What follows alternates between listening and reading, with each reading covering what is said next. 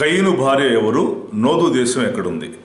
ఒక మనిషి నుంచే దేవుడు ఈ సృష్టిలో సకల మానవుల్ని చేయటానికి నిర్ణయించుకున్నాడు.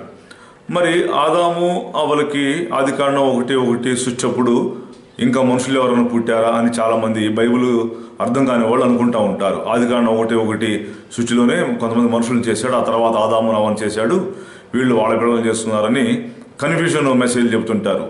అది తప్పని. అయితే అసలు కయీనుకి సంతానం ఎక్కడి నుంచి వచ్చింది?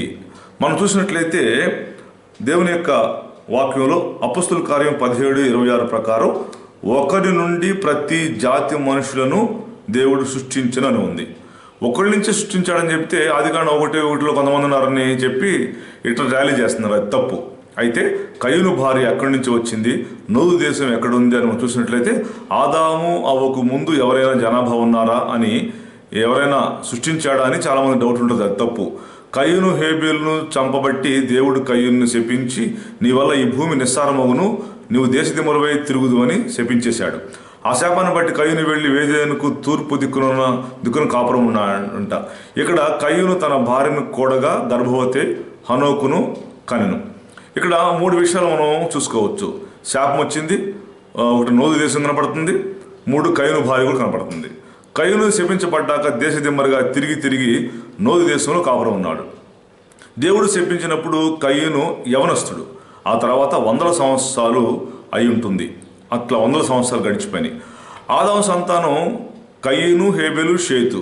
కయీను దేశదిమ్మరి అయినప్పుడు షేతు సంతానం భూమిపై బాగా విస్తరించింది.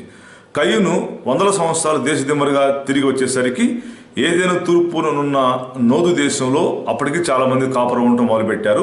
అక్కడ ఒక షేతు సంతానమే కాదు, ఆదాము అవ్వలకు ఆదికాండం 5:4 ప్రకారం చాలామంది కుమార్తెలు కలిగినట్లు ఇక్కడ ఉంది.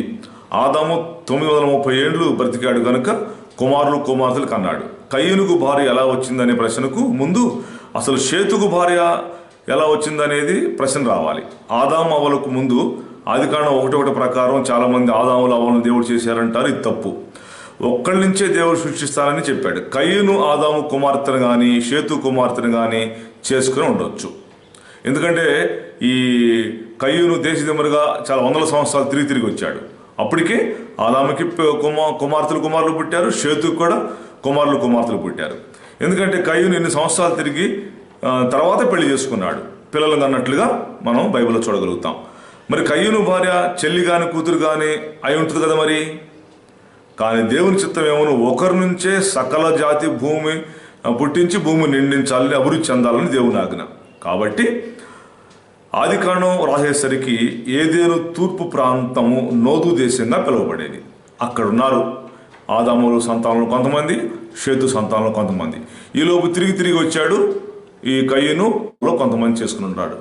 మరి ఆదాము బిడ్డను చేసుకుంటే చెల్లి అవుతుంది, మరి షేతు బిడ్డను చేసుకుంటే మరి కుమార్తె వరుస అవుతుంది కదా అని అనొచ్చు. ఆ రోజుల్లో ఈ వరుసలు లేవు.